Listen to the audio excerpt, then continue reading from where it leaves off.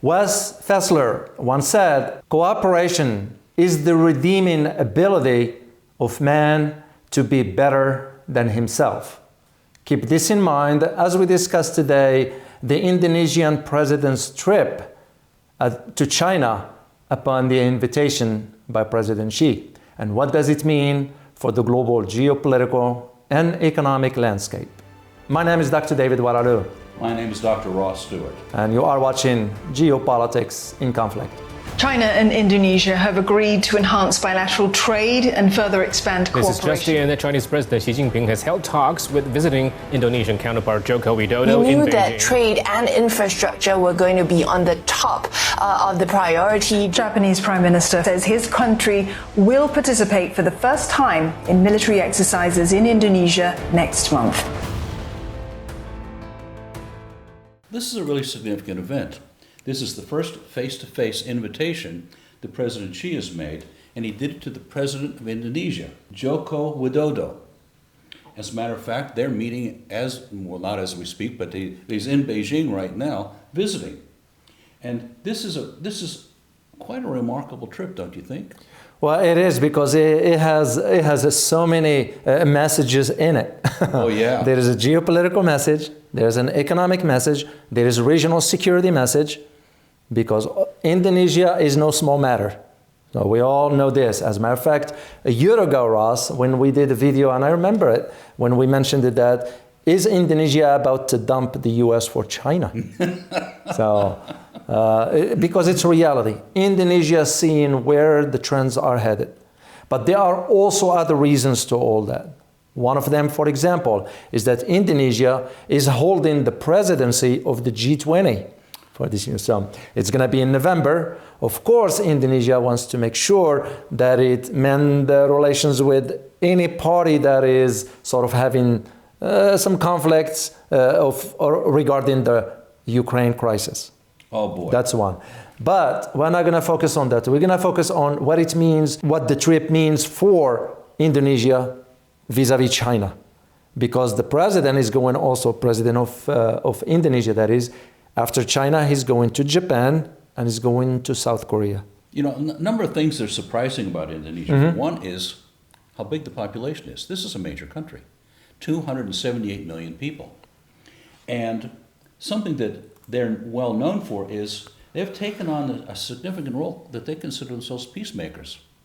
Neutrality wherever they go. 1 million friends and no enemies is the country's motto. Wow. And they've intervened with Russia and the Ukraine. They've intervened in other places in the world. Yeah. And they really seem dedicated to making this happen. They're going to walk some fine line with this deal with China. Oh, I'm sure, given that China is the third largest investor with a total investment of about $2.1 billion in China. That was in Indonesia. That was about a year ago. So I'm sure that investment has grown. It's just the trade between Indonesia and China is no small. And this is one of the reasons why Indonesia wants to make sure that is in a fine line, because guess who is in Indonesia as we speak? Is the Joint Chief of Staff, General Mike Milley.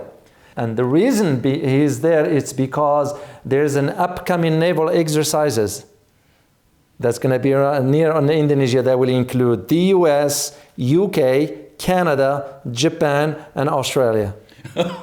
What a surprise. So, yeah, you can just see why there's this concern as to all of a sudden the West is like, okay, is Indonesia pivoting towards China? Well, Indonesia has always had a good relationship with China to begin with. And given its membership in ASEAN, you can just see, like you mentioned earlier, they've always had to be neutral when it comes down to certain global issues.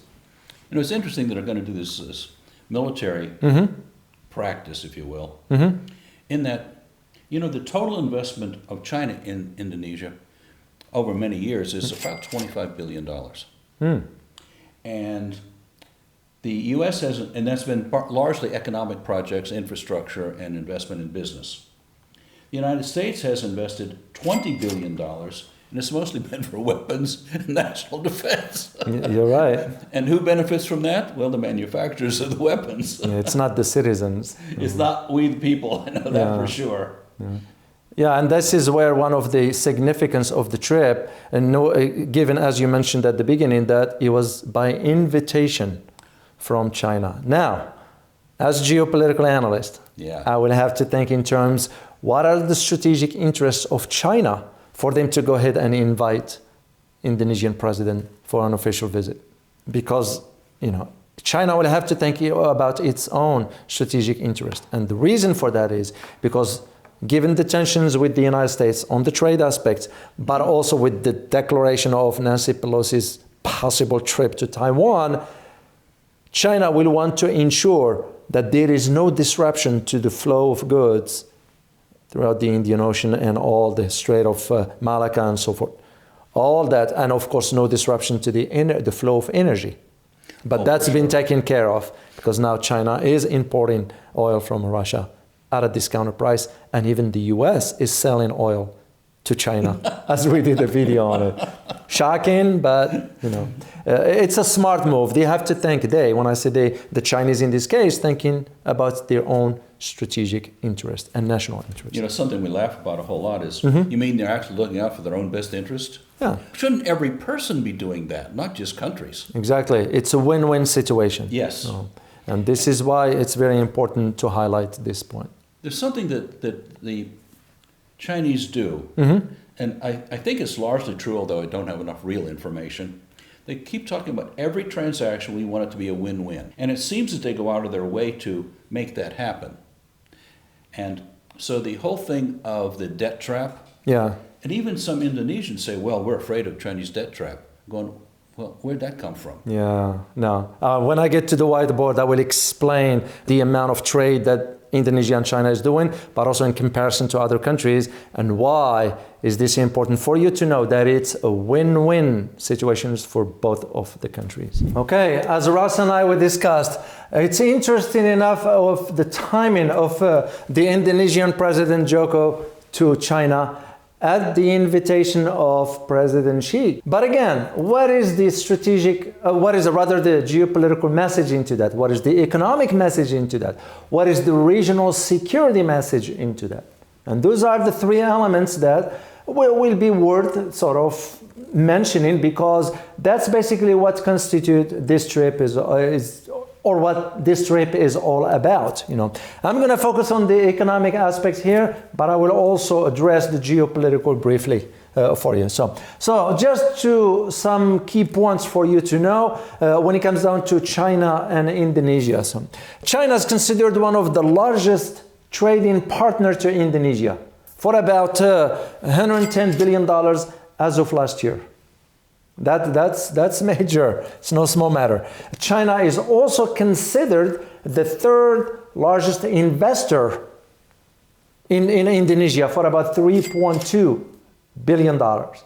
Here is what's interesting about this, is that China's investments mainly in the infrastructure, there are some in the energy sectors, but mainly within the infrastructure. Given how Indonesia, which plays a major role, I should say, into the ASEAN, the Association of Southeast Asian Nations.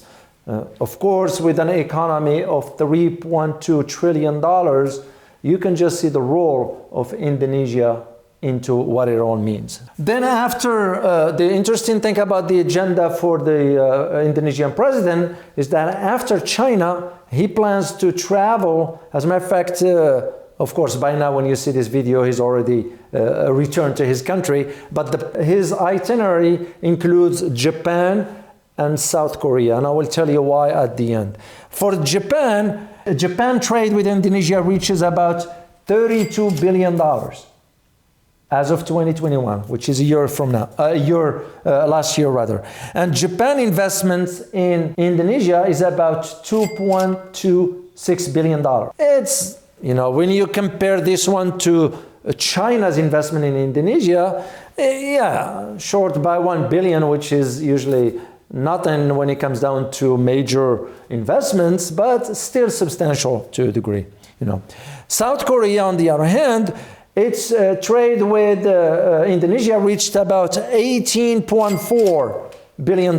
That's how much South Korea has when it comes down to trade with Japan. What's interesting about those three countries? China, Japan, and South Korea. What they all share in common is that they are the strategic partners for Indonesia. Because you notice the amount of trade that those countries conduct with Indonesia. So you can just see. And this leads me to talk about the security in the region. Why is this important for Indonesia to ensure that there is stability in the region?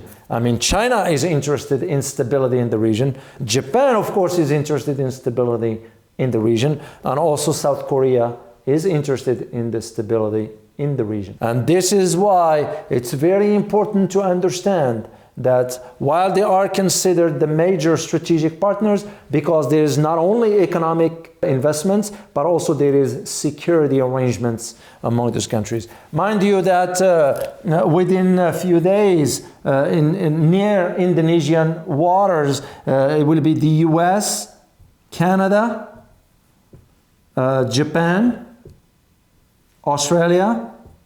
It's going to be conducting military maneuvers in that area. So once again, you can see why the security aspect is very, very important when it comes down to understanding and putting the trip of the Indonesian president to China within the global geopolitical and economic context. Well, as you so clearly point out on the whiteboard, this is all about trade. This is all about win-win scenarios. This is all about what can we build together so that everyone is better off.